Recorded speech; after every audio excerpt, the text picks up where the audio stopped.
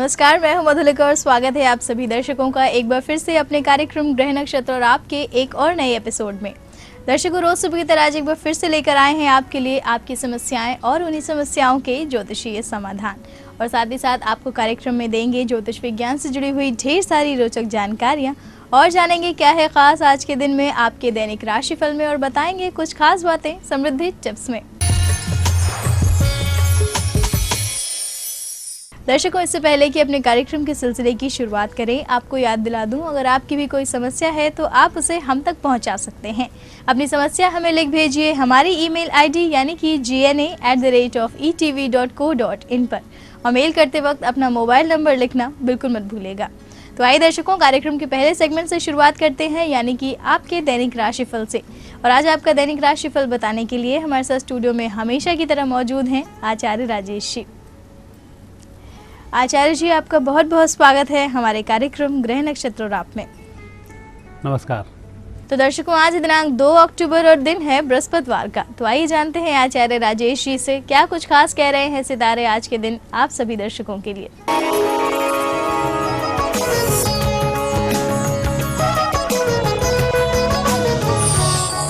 पहले देखते हैं आपका दैनिक राशिफल, उस राशिफल का शुभारंभ करें प्रातः काल की पंचांग से। अश्विनी माह शुक्ल पक्ष अष्टमी तिथि गुरुवार का आज दिन है।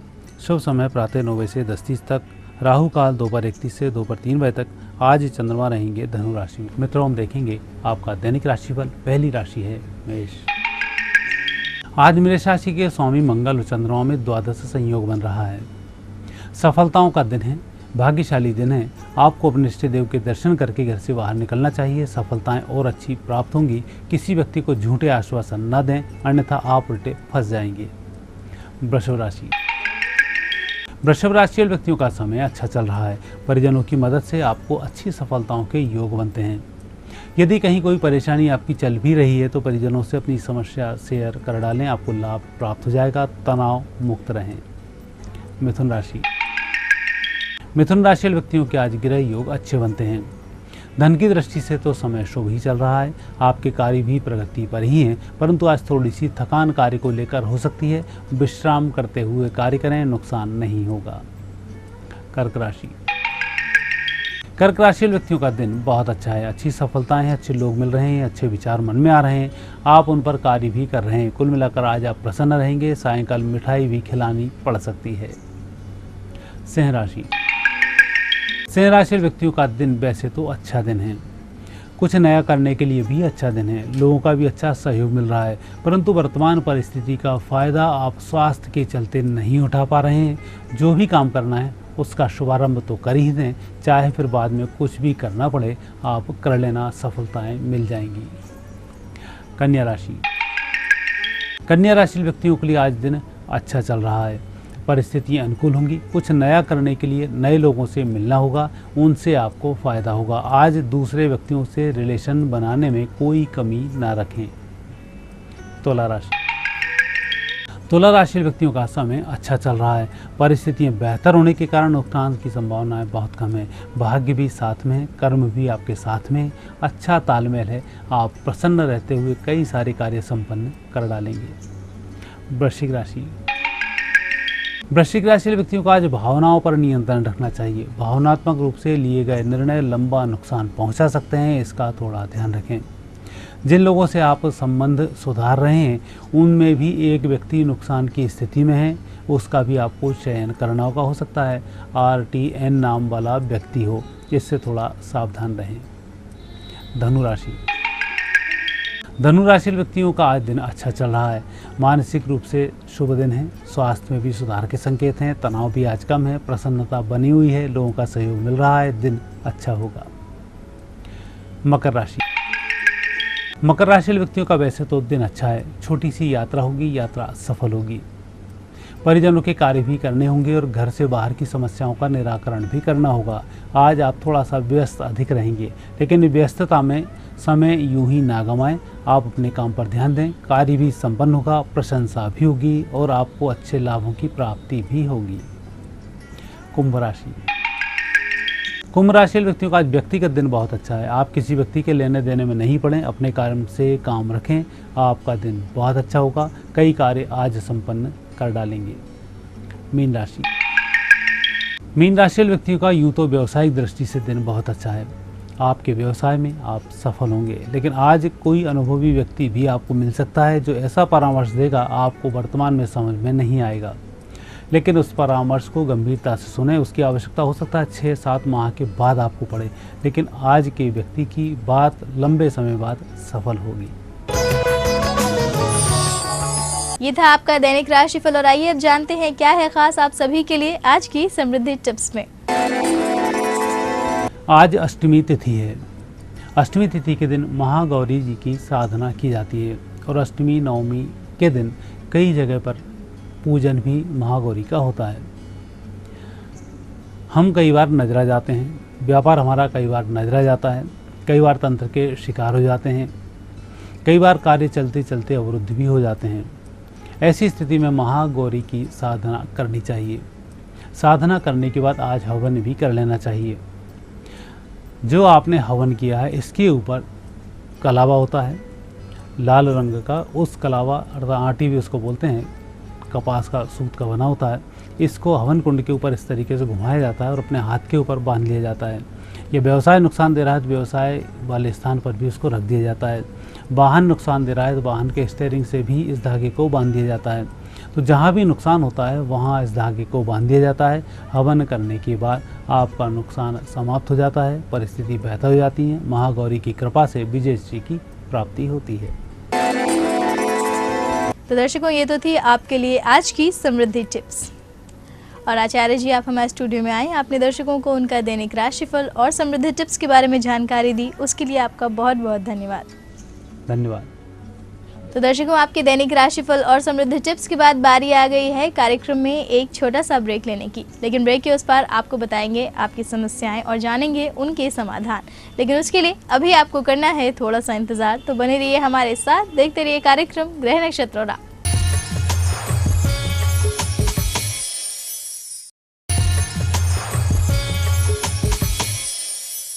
ब्रेक के बाद दर्शकों, आप सभी का एक बार फिर से बहुत बहुत स्वागत है हमारे कार्यक्रम ग्रह नक्षत्र और आप में। और अब बारी आ गई है कार्यक्रम के अगले सेगमेंट में बढ़ने की, यानी कि आपकी कॉल्स को लेने की। और आज आपकी कॉल्स के जवाब देने के लिए हमारे साथ स्टूडियो में मौजूद हैं प्रख्यात नक्षत्र गतान्वेषी डॉक्टर शंकर चरण त्रिपाठी जी। गुरुजी, आपका बहुत बहुत स्वागत है हमारे कार्यक्रम ग्रह नक्षत्र और आप में। तो गुरुजी, इससे पहले कि अपने कॉलर्स की समस्याओं को सुने, आपसे बात करना चाहेंगे माँ दुर्गा के आखिरी 2 स्वरूपों यानी कि महागौरी और सिद्धिदात्री के बारे में। तो कृपया हमारे दर्शकों को आज आप बताएं कि माता के इन दोनों स्वरूपों के ज्योतिषीय महत्व के बारे में और इनकी पूजा अर्चना की विधि के बारे में। अष्टमी को महागौरी का स्वरूप जो पहले दिन से चलती है और तपश्चर्या करते हुए, वास्तव में ये भक्ति के स्वरूप हैं, नवधा भक्ति है जो 9 स्वरूपों में आपको देखने को मिलती है देवी के लिए। अष्टमी के दिन महागौरी अपना उस स्वरूप को प्राप्त कर लेती है जो देवाधिदेव महादेव को प्राप्त है। इसको कहते हैं तादाम्य, सायुज्य, सालोक्य, सामीप्य। चारों अवस्थाएं साधक को पूर्ण हो जाती है। और एक बात आपको बतावें, श्रुति हो चाहे स्मृति हो, चाहे पुराण हो, चाहे उपनिषद हो, चाहे वेद हो, चाहे मीमांसा हो, चाहे तत्व वैशेषिक हो, मूलाधार 8 नंबर से ही सृष्टि का प्रमाण मिला है। इसलिए महाशब्द का उद्बोधन अष्टमी के दिन महागौरी को दिया गया है। पाताल लोक से अतल वितल सुतल तलातल रसातल महातल पाताल के ये 7 की जो ऊर्जा है, और अष्टम पुनस्त जल जिसके ऊपर पृथ्वी नाव की तरह तैरती है। यानी आज के दिन साधक को सिद्धि के दर्शन प्राप्त होने लगते हैं। 8वें दिन महागौरी के दिन, आज ही की दिन था जब गई रही देखन फूलवाई और गिरजा पो जन जननी पठाई। महागौरी की पूजा आज ही के दिन सीता ने किया था।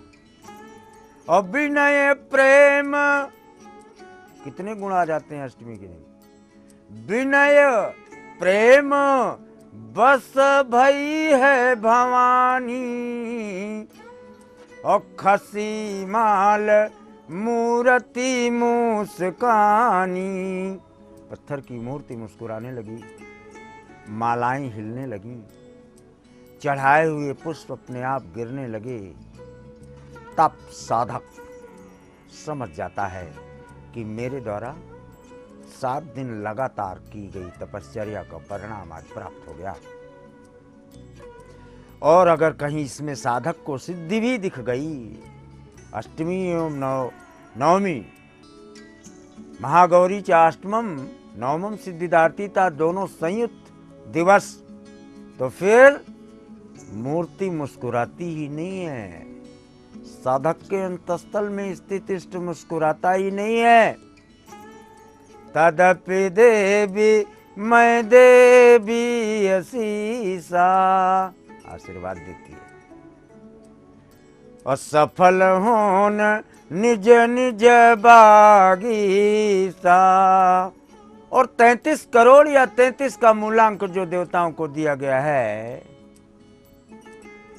सब एक साथ सम्मुख हाथ जोड़कर खड़े होकर कहते हैं, देवी पूजी पद कमल तुम्हारे, असुर नर मुनि सब हो ही सुखारी। यानी अष्टमी और नवमी ये बहुत अच्छा योग है। जब अष्टमी और नवमी संयुक्त हो जाए, ये दुर्लभ संयोग होता है। इसकी संख्या का निर्माण 17 कर देता है। 17 महादेव का अंक है, और महादेव को ही प्राप्त करने के निमित्त महागौरी ने तपश्चर्या की थी।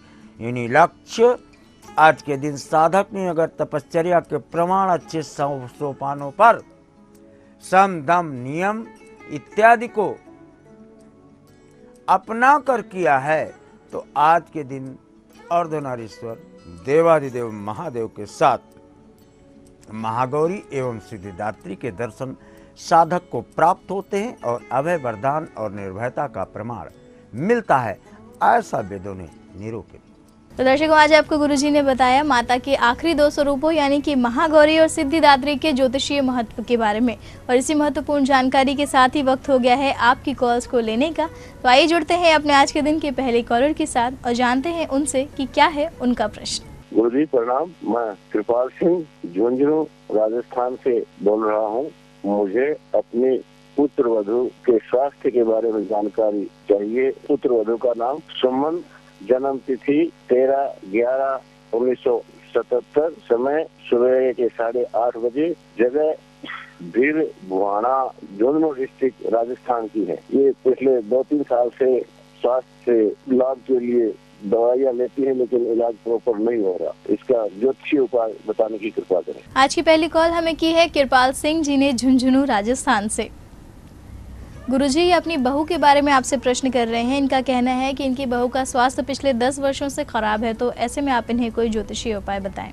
इलाज से कोई फायदा नहीं है। वो तो आप ज्येष्ठा नक्षत्र है और वृश्चिक, द्वादश अष्टम जुपिटर, कष्ट है। 4-4.5 वर्ष हो गया कष्ट के। बल्कि ये कहें कि ये कष्ट इनको 14 वर्ष की अवस्था में भी उद्भूत हुआ था। इसमें कोई और उपाय नक्षत्र का ही आप नक्षत्र संज्ञक ही उपाय आप करें तो लाभ की स्थितियां मिलेंगी, क्योंकि मन में मलिनता और अन्य मनस्कता 2 गुण विद्यमान हो जाने के बाद फिर कोई दवा फायदा नहीं करती। इसलिए चांदी की थाली में ही भोजन इन्हें कराना प्रारंभ कर दें और लाल वस्त्र, पिंक और मरून ऐसे वस्त्रों को धारण करावें, पर्दे वगैरह भी ऐसे दें, तो मंगल आकृष्ट होकर इनके मन में चलने वाले नकारात्मक चिंतन को सकारात्मक चिंतन में बदलने का प्रमाण। तो कृपाल सिंह जी, गुरुजी ने आपको जो भी बातें बताई हैं, उम्मीद है उनको अपनाने से आपकी बहू के स्वास्थ्य में बहुत जल्द सुधार होगा। और इसी के साथ हमारे अगले कॉलर हमसे जुड़ चुके हैं, तो आइए जान लेते हैं क्या है उनकी समस्या। प्रणाम गुरु जी, मैं जमशेदपुर से बोल रहा हूँ, पीसी ठाकुर। अपने लड़के के बारे में पूछना चाहता हूँ। मेरे लड़के का नाम है संदीप ठाकुर। जन्मदिन है 26 जनवरी 81। सुबह 5:23 संडे दिन था। उसकी शादी में काफी विलम्ब हो रही है, बार बार बात हो रही है लेकिन बात बन नहीं रही है। अपनी इच्छा अनुसार ब्राइड मिल नहीं रहा है, तो इसी संबंध में जानना चाहते हैं उसकी शादी कब तक होगी। प्रणाम गुरु। जमशेदपुर झारखंड से हमें कॉल कर रहे हैं पीसी ठाकुर जी। गुरुजी, इनका प्रश्न अपने बेटे के विवाह को लेकर है। इनका कहना है कि उनकी शादी में देर हो रही है, तो ऐसे में आपसे जानना चाहते हैं कि उनके बेटे के विवाह होने का योग कब तक है, आप इन्हें बताएं। शादी एक इन्होंने बनाया था और उस पर टिके रहे कम से कम 1.5 साल, जिसके कारण इनका समय बर्बाद हुआ और वो ये कर नहीं पाए। 31 वर्ष 11 माह, 29 वर्ष 2 माह बीत चुका। अब ये 36 वर्ष के पहले पहले इनका विवाह होता है। 81 ये बार्न है, यानी 34वां 33वां वर्ष इनका प्रारंभ हो गया है। 33 वर्ष 3 माह या 33 वर्ष 3 दिन की अवस्था में विवाह फाइनल हो जाता है। तदनुसार आप अपनी गणना करें। तो पीसी ठाकुर जी, गुरुजी द्वारा आपको अपने बेटे के विवाह के संबंध में मार्गदर्शन जरूर मिल गया होगा। और दर्शकों, हम आगे बढ़ेंगे और जुड़ेंगे अपने अगले कॉलर से, लेकिन यहाँ रुकेंगे एक और छोटे से ब्रेक के लिए। ब्रेक के उस पार भी जारी रहेगा आपकी कॉल्स का सिलसिला। तब तक के लिए कहीं जाइएगा मत, बने रहिए हमारे साथ, देखते रहिए कार्यक्रम ग्रह नक्षत्र और आप।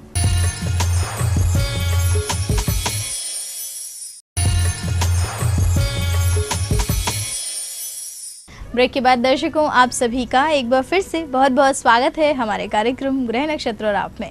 तो आइए दर्शकों, कार्यक्रम को आगे बढ़ाते हैं और हम जुड़ते हैं अपने अगले कॉलर के साथ और जानते हैं क्या है उनकी समस्या। गुरुजी प्रणाम, मैं अतुल कुमार शर्मा मुजफ्फरनगर से बोल रहा हूँ। मेरा जो है डेट ऑफ बर्थ 6 मार्च 1966, समय दोपहर 1 बजे है और मैं गुरुजी आपसे पता करना चाहता हूँ। गुरुजी, मेरी जो नौकरी में जो है निरंतर कोई ना कोई बाधाएं आती रहती हैं, तो उसके बारे में कोई जो है उपाय बताएं जिस नौकरी का जो जीवन है अच्छे ढंग से निकल सके। मुजफ्फरनगर उत्तर प्रदेश से हमें कॉल किया है अतुल कुमार शर्मा जी ने। गुरुजी अपनी नौकरी को लेकर आपसे प्रश्न कर रहे हैं। इनका कहना है कि इनकी नौकरी में हमेशा कोई ना कोई बाधा आती रहती है, तो ऐसे में आप इन्हें कोई ज्योतिषीय उपाय बताएं। कन्या वृश्चिक ज्येष्ठा भाई, बधाई हो आपको, बहुत नौकरियां हैं आपके पास। आप गवर्नमेंट जॉब की तरफ आपको अप्लाई करना चाहिए। हालांकि अब तो गवर्नमेंट का टाइम आपका पूरा हो गया, तथापि 6 को 24 नौकरियां हैं आपके पास। तो 24 अगर मैं भी ना लूँ, मूलांक 17 पर ही ले जाऊं, अगर केतु के साथ वाले ग्रह इधर उधर आप लेंगे, कम पैसे वाली होंगी, रिफ्यूज कर देंगे, उन्हें काउंट नहीं करेंगे। लेकिन 17 तो इंटैक्ट नौकरियां करते हैं। इसमें एक सामुद्रिक बेल्ट में है, चाहे वो देश में हो चाहे विदेश में। तो अतुल कुमार शर्मा जी, उम्मीद है गुरुजी द्वारा आपको अपने प्रश्न का उत्तर मिल गया होगा। और दर्शकों, आइए हम आगे बढ़ते हैं और जुड़ते हैं अपने अगले कॉलर से और जानते हैं अपने अगले कॉलर से उनकी समस्या के बारे में। गुरुजी प्रणाम, मेरा नाम नीलू ठाकुर है। मैं कटनी मध्य प्रदेश से बोल रही हूँ। डेट ऑफ बर्थ है मेरी 6/12/80 और जन्म समय है 6:10 सुबह के। मैंने M.Com B.Ed किया है। मुझे सरकारी नौकरी कब तक मिलेगी और किस क्षेत्र में मिलेगी, और कृपया मेरा इस क्षेत्र में मार्गदर्शन करिए। कटनी मध्य प्रदेश से हमें कॉल कर रही हैं नीलू ठाकुर जी।